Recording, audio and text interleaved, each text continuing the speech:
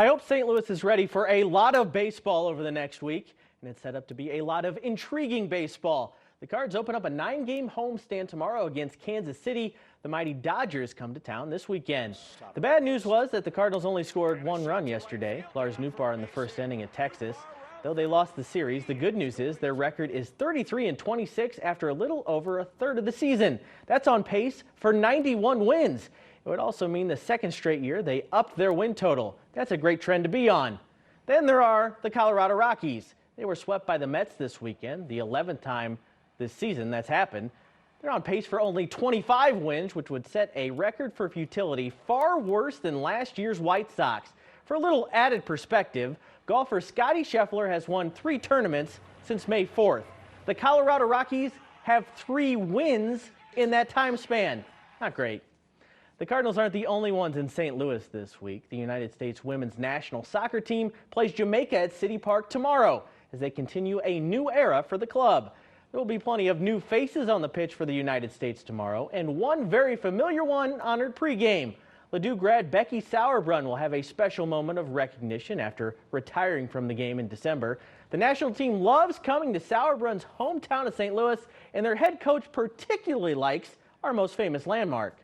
Laid under the arch yesterday, and I thought I was in Guardians of the Galaxy. It was it's a pretty awesome structure, and I still can't quite figure out how, not so much it's erected, but how did it get there? Like, how was that? Because it seems to defy physics a little bit. For the first time in 94 years, Webster Groves has a boys track state championship. It took some blood, sweat, and tears to make it happen. In one case, some actual blood. Corbin Cole runs the 3,200 meters for the Statesman. He was losing down the stretch in the championship race, but he closed the gap and then dove for the finish line. It paid off. Cole won the race by 5/100ths of a second.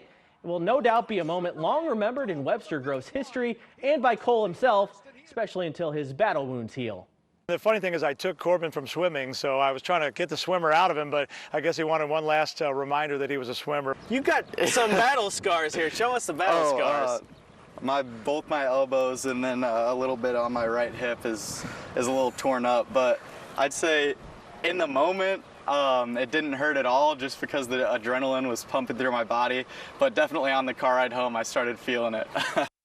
Whatever you got to do to get the win. I bet you the other guy wishes he dove at this point. There you have it. 5 on your side at 5. We are back at 6 on air and always on the free 5+ app. Have a great evening. Be safe.